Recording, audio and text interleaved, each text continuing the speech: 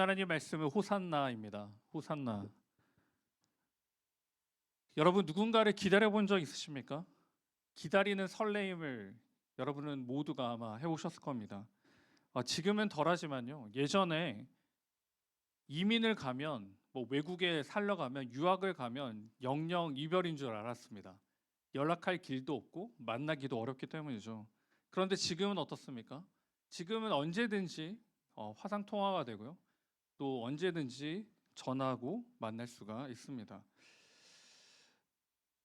누군가를 여러분 애타게 기다려 보셨습니까? 언제까지 애타게 기다려 보셨습니까? 우리 옆에 있는 지체한테 한번 물어봅시다. 애타게 기다린 적이 있니? 라고 물어봐요. 애타게 무엇을 기다리고 있니? 네. 물론 여러분이 애타게 기다리는 건 알고 있습니다. 저도. 네. 배우자와 연인을 기다리고 있겠죠? 네. 힘내세요. 그런데 그 무엇보다도 우리가 더 중요하게 생각하고 기다리는 게 무엇이냐? 바로 오늘 본문이 우리에게 말씀해 주시는 겁니다. 그래서 그 기다림의 반응이 바로 호산나입니다. 호산나라는 말을 우리가 종종 듣는데요. 그 뜻을 먼저 살펴보면 호산나라는 말은 구원해 주옵소서입니다. 구원해 주옵소서. 그러니까 지금 이 당시에 유대인들에게 있어서는요. 구원이 필요했습니다.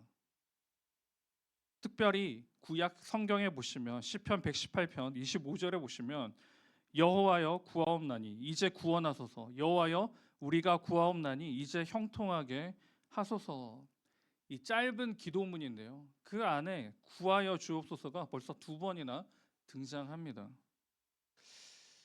여러분, 지난 한 주간의 우리의 삶 가운데 여러분은 정말 구원이 필요하셨습니까? 아니면 그냥 구원받지 못해도 살아갈 수 있는 힘과 능력이 있으셨습니까? 유대인들이 이렇게 간절히 외치는 이유가 있었는데요. 그 첫 번째 사실이 무엇이냐? 첫 번째는요. 사실의 외침입니다. 사실의 외침. 구약 성경에 기록되어 있던 그 구원자가 이제 드디어 나타난 것입니다. 물론 예수 그리스도의 탄생을 통해서 이미 나타나셨지만 유대인들에게 있어서는요. 그 구약 말씀이 이뤄지는 게 이제 보이기 시작합니다. 제가 예전에 흥미롭게 본 TV 프로그램이 있는데 신비한 TV 서프라이즈라는 제목 아십니까? 요새 어떻게 알죠? 2002년부터 방영한 드라마인데, 예. 나랑 나이가 비슷한 것 같은데, 네. 근데 굉장히 재밌었는데요. 어떻게 하냐면 어떤 사건을 드라마로 구성했습니다. 그래서 페이크로 만들고요, 진짜로 만듭니다. 그래서 마지막에 이게 진짜일까요, 가짜일까요? 이렇게 끝을 냅니다. 이 프로가 인기를 끈 이유는 여러 가지가 있겠지만 진실을 제대로 알 수 없는 사회의 기초에서 드라마를 제작했기 때문에 인기가 있었습니다. 뭔가가 있을 거야. 여기서 끝이 아닐 거야.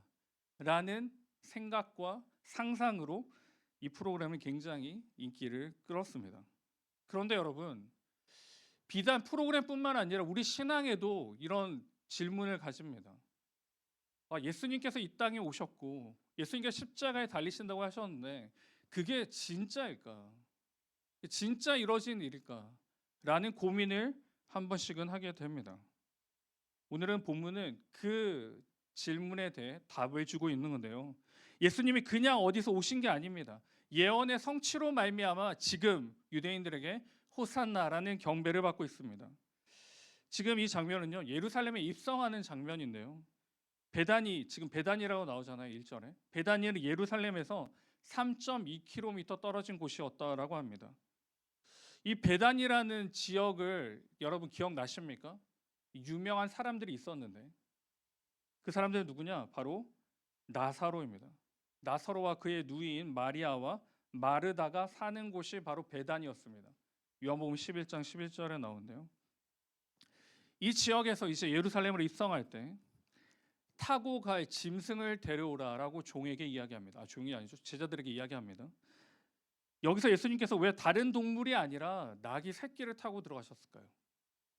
왜?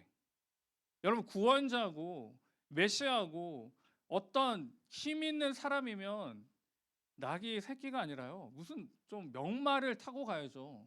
좀 삐까뻔쩍하게 들어가야 되지 않겠습니까? 그래야지 호산나 하는 것도 여러분 이해가 되죠.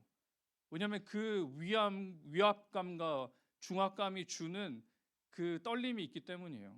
근데 낙이 새끼를 타고 들어가는데 유대인들이 호산나라고 이야기해요. 왜 그러냐? 구약 성경의 기초에서 그렇습니다. 창세기 49장 10절 11절인데요. 같이 한번 읽겠습니다. 시작. 규가 유다를 떠나지 아니하며 통치자의 지팡이가 그 발 사이에서 떠나지 아니하기를 실로가 오시기까지 이르리니 그에게 모든 백성이 복종하리로다. 그의 나귀를 포도나무에 매며 그의 암나귀 새끼를 아름다운 포도나무에 맬 것이며 또 그 옷을 포도주에 빨며 그의 복장을 포도즙에 빨리로다. 통치자가 오시는 모습을 이야기합니다. 여러분 창세기에 기록되어 있어요. 그 통치자는 어떻게 오십니까? 암나귀의 새끼를 탄다라고 말합니다. 그냥 타신 게 아니에요. 탈 게 없어서 타신 게 아닙니다. 더 나가서는요. 누가복음 9장 9절에 보니까요. 시온에 따라 크게 기뻐할지어다. 예루살렘에 따라 즐거이 부를지어다. 보라 내 왕이 내게 임하시나니 그는 공의로우시며 구원을 베푸시며 겸손하여서 나귀를 타시나니 나귀의 작은 것 곧 나귀 새끼니라. 여러분 계속해서 구약 성경에서 예언하고 계십니다. 누가 메시아고 누가 구원자이냐? 멋지고 힘있고 능력 있게 등장하는 사람이 아니라 나귀 새끼를 타고 예루살렘에 입성하는 그 사람이 바로 하나님의 아들이고 구원자이시고 바로 전능하신 왕이심을 분명히 말씀합니다. 그래서 3절에 보시면요. 질문할 때 이 나귀 새끼를 가지고 올 때 질문할 때 뭐라고 답을 하느냐? 주가 쓰시겠다라고 합니다. 주가 쓰시겠다. 바로 예수 그리스도가 쓰심을 이야기합니다. 여러분 이 장면이 왜 중요하냐? 종려 주일로 우리가 지키는데요. 그 종려나무 가지를 내려놓고 경배하는 모습인데요. 예수님께서 이제 십자가에 달리시기 전에 마지막으로 이스라엘 대중들에게 이스라엘 백성들 앞에 등장하시는 장면입니다. 이제 이게 마지막이에요. 예수님이 이제 이 마지막 길을 걸어가시고요. 그리고 이 땅에 오신 역사적인 사실을 이루어 가시는 겁니다. 그래서 이 예루살렘의 입성을 뭐라고 하냐면 승리의 입성이다라고 이야기합니다. 이제 그 암흑에서 그 죄악에서 우리를 이겨내시고 승리하실 그 걸음이시기에 승리의 입성이시다라고 이야기합니다. 여러분 우리가 하나님 말씀을 보고 묵상하고 들을 때 가장 드는 문제가 무엇일까요? 진짜일까입니다. 진짜일까? 아 이건 진짜일까? 많은 사람들이 가짜라고 그러고요. 많은 사람들이 사람의 말이라고 하고 많은 사람들이 계속해서 공격합니다. 성경에요. 여러분은 어떻게 반응하시겠습니까? 여러분 하나님의 말씀이 살아있다를 믿으십니까? 여러분 믿으세요? 믿으십니까? 그러면 이 하나님의 말씀이 살아있다는 걸 믿는다면 이 말씀이 우리에게 역사가 되고 있다는 것을 알아야 합니다. 예수님이 왜 나귀를 타고 오셨냐? 왜 나귀 새끼를 타고 오셨냐? 예언의 성취입니다. 하나님의 말씀은요. 구약부터 신약까지 한 가지 주제로 귀결되는데요. 그게 뭐냐? 구속사입니다. 여러분에게 말씀을 드렸던 것처럼 여러분을 구원하는 여정과 그 기록과 순서를 우리에게 주신 게 바로 성경입니다. 그러니 이 종료 주의를 통해 말씀하시는 게 뭘까요? 이루어지는 겁니다. 말씀이 이루어짐을 이야기해요. 그러니 너희가 읽고 있는 우리가 읽고 있는 이 하나님의 말씀이 그냥 활자로 보이고 그냥 책처럼 보이는 게 아니라 살아 있음을 이 시간에 우리에게 선포해 주고 있습니다. 지난 한 주간 여러분이 읽었던 그 많은 말씀 중에 내 삶 가운데 살아서 역사하는 말씀이 있었습니까? 아니면 그냥 그 말씀은 내가 아니라 저 옆에 있는 사람에게 그리고 리더들에게 주시는 말씀이지라고 돌리고 있지는 않습니까? 하나님은요. 이 말씀을 통해 여러분에게 말씀하는 거예요. 나에게 말씀하는 겁니다. 나에게. 바랍기는 이번 고난 주간을 우리가 이제 시작하는데요. 이 고난 주간의 시작함에 있어서 여러분의 말씀을 좀 집중해서 묵상하시기 바랍니다. 나에게 주시는 말씀으로 받으시기 바라요. 그리고 이 말씀이 이루어진다고 생각하시기 바랍니다. 말씀이 이루어지면 여러분 이 말씀을 우리는 어떻게 받아들여야 돼요? 전심으로 붙잡아야 되죠. 말씀이 이루어지니까요. 구하라 그리하면 이룰 것이다. 그러면 어떻게 해요? 능력이 있기 때문에 그냥 흘려 보내지 못합니다. 내가 정말 하나님 말씀을 믿고 있느냐? 이 말은 내가 정말 하나님 말씀을 붙잡고 하루를 살고 있느냐입니다. 내가 그렇게 살고 있지 않다면 나는 아직도 하나님 말씀을 하나님의 능력으로 받지 못하고 있습니다. 오늘 이 종료 주일에 다시 한 번 더 우리에게 말씀해 주신 건 무엇일까요? 구약 성경을 통해 반드시 이루어짐을 이야기합니다. 하나님의 말씀은 반드시 나타납니다. 여러분에게 어떤 말씀을 하십니까? 여러분에게 어떤 말씀을 하시나요? 내가 살아있고 내가 너와 함께 한다고 계속 말씀하시지 않습니까? 그러니 내가 너를 구원하고 너를 지킬 것이고 너를 보호한다라고 분명히 말씀하십니다. 그런데 우리는 여전히 외롭습니다. 힘들고요. 어렵습니다. 왜요? 하나님의 말씀은 말씀이고 나에게는 영향이 나타나지 않으니까요. 믿음이 없습니다. 여러분 하나님의 말씀을 하나님으로 믿으시기를 주님의 이름으로 축복합니다. 이루어집니다, 여러분. 이루어져요. 그 경험을 꼭 하실 수 있는 저와 우리 모두가 되기를 주님의 이름으로 축복합니다. 두 번째는요. 이들의 호산나 부르짖음은 무엇이냐? 자유를 외치는 겁니다. 자유를 외치는 거예요. 여러분 기분이 좋을 때 여러분은 무엇을 하십니까? 여러분 제가 좀 나이가 그렇게 많지는 않지만 나이가 들어가면서요. 기분이 좋으면 뭘 할까요? 자, 우리 20대 기분 좋으면 뭐예요? 20대 누가 있나요? 다 20대죠. 네, 다 20대인데 20대는 기분이 좋으면 뭘 하는지 기억이 안 나고 30대는 기분이 좋으면 뭐예요? 동영? 동영 20대인가요? 20대 기분 좋으면 뭐예요? 핸드폰을 본다고요? 기분 좋으면 핸드폰을 보고. 자, 30대 솔지?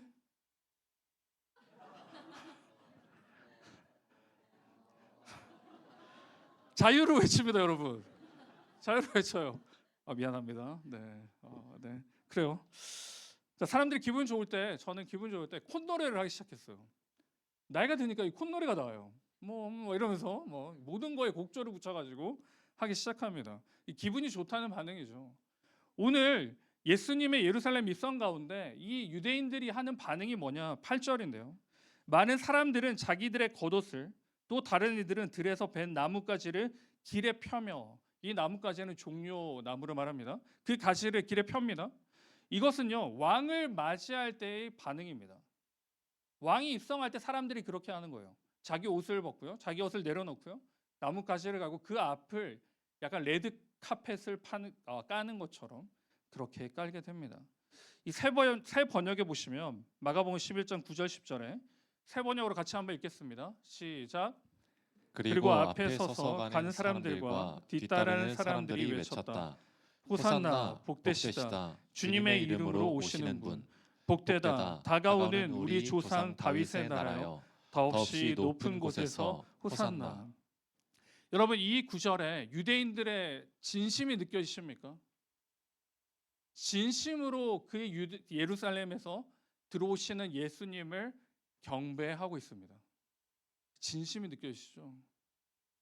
호산나 호산나 부르짖습니다. 근데 사람이 참 영악한 게요. 이렇게 진심으로 반응했습니다. 복되다. 주님의 이름으로 오시는 분이여. 그는 더없이 높은 곳에 호산나라고 부르짖고 경배했는데 얼마 가지 못합니다. 얼마 가지 못해요. 자유를 외쳤습니다. 이 예수 그리스도로 말미암아 내가 누릴 자유를 기뻐하고 경배하고 즐거워했습니다. 그런데 그게 언제까지일까요? 4장 뒤에 보면요. 15장에 바뀌게 됩니다. 예수님이 재판을 받으시는데 누가복음 15장 11절인데요. 그러나 대제사장들이 무리를 충동하여 도리어 바라바를 놓아달라 하게 하니 분위기가 바뀌었습니다, 여러분.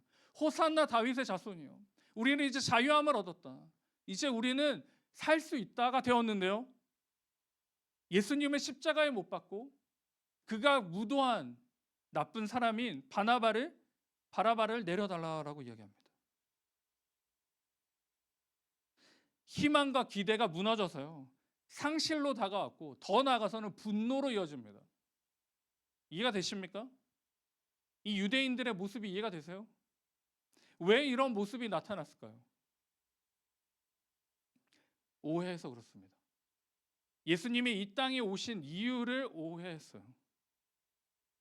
그들이 원하는 자유는요, 정치적인 자유였습니다. 내 삶을 억압하고 있는 이 로마의 통치 앞에서 우리를 자유할 구원자가 필요했습니다. 그리고 그게 하나님이 보내실 구원자라고 생각했죠.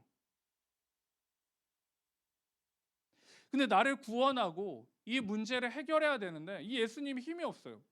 법정에 끌려갑니다. 그리고 이제 십자가에 달리기까지 됐어요. 그러니 어떻게 해요? 외면합니다. 우리가 찾는 구원자가 이 사람이 아니었구나. 이 사람이 아니었구나. 이제 예수님의 고난의 시간에 이제 나는 다른 구원자를 찾기 시작합니다. 오해한 거죠. 여러분, 예수님이 이 땅에 오신 게 유대인들을 다 잘 살게 하기 위해서 오셨을까요?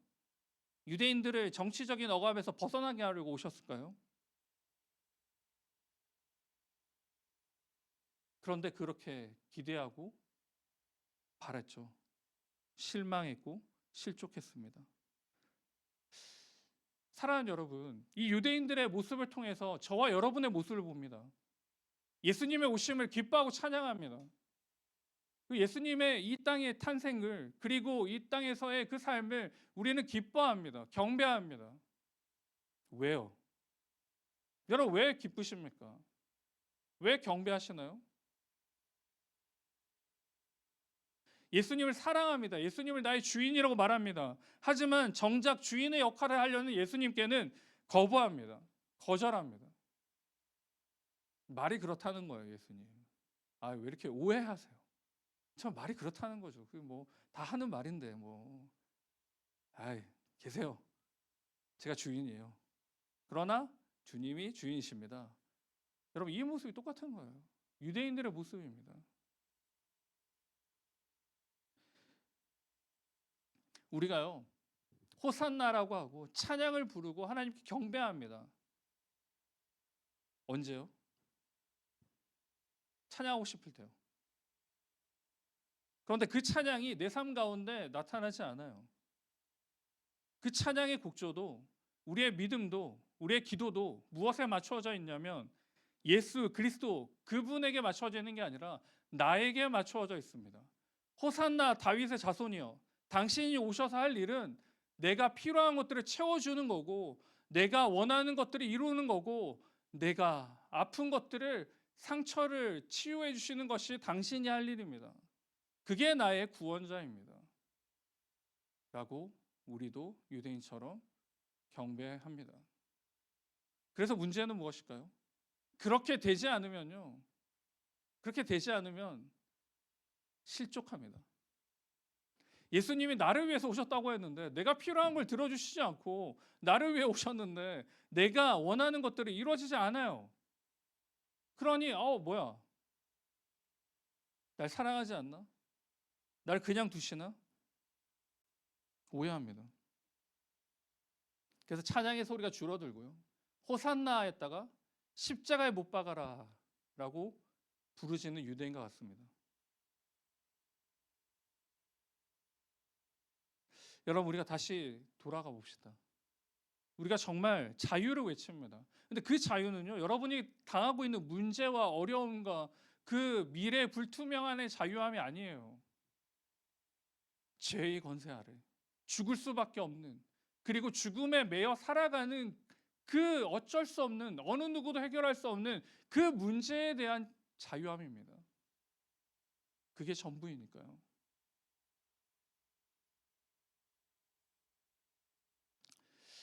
사랑하는 여러분, 이 호산나의 부르짖음이 우리의 일평생의 부르짖음이 될 수 있기를 주님의 이름으로 축복합니다.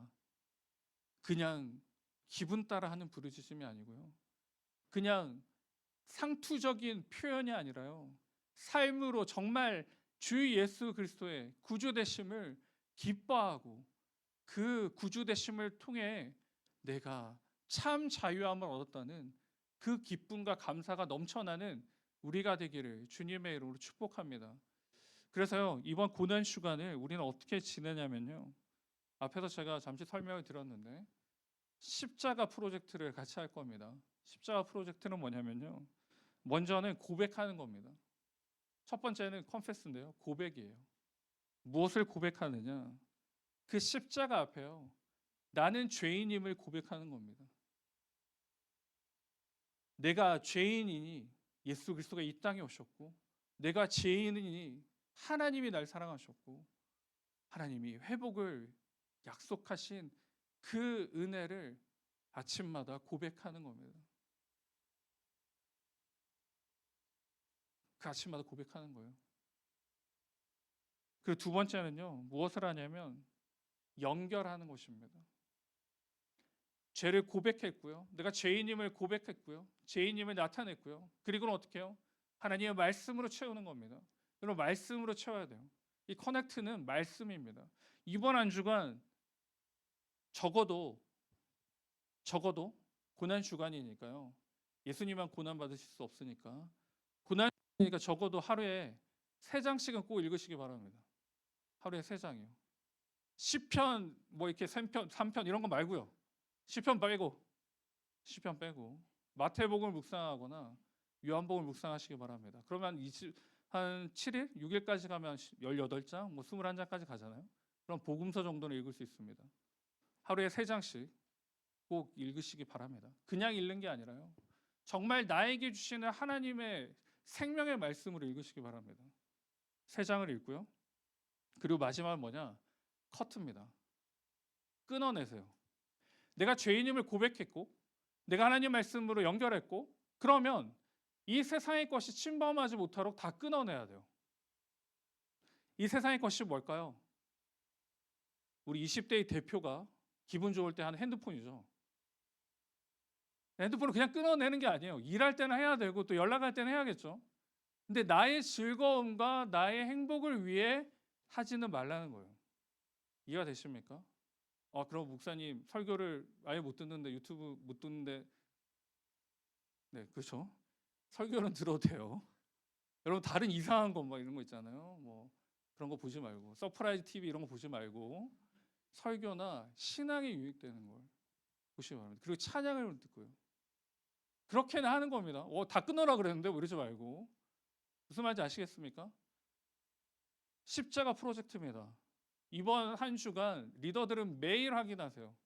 매일 성경을 읽었고, 어떤 고백을 했고, 또 어떻게 그 세상의 것들을 끊어 나가고 있는지. 그래서 이 시간이요, 또 작년에 이어지는 고난의 주간이 아니라 올해에만 있는 고난 주간의 의미가 되기를 주님의 이름으로 축복합니다. 여러분, 이 프로젝트를 같이 한번 해봅시다. 그러면서 정말 주님의 그 고난에 우리가 함께함으로요, 호산나라고 정말 기쁨으로 외칠 수 있는 우리 모두가 되기를 주님의 이름으로 축원드립니다. 네, 말씀을 맺겠습니다.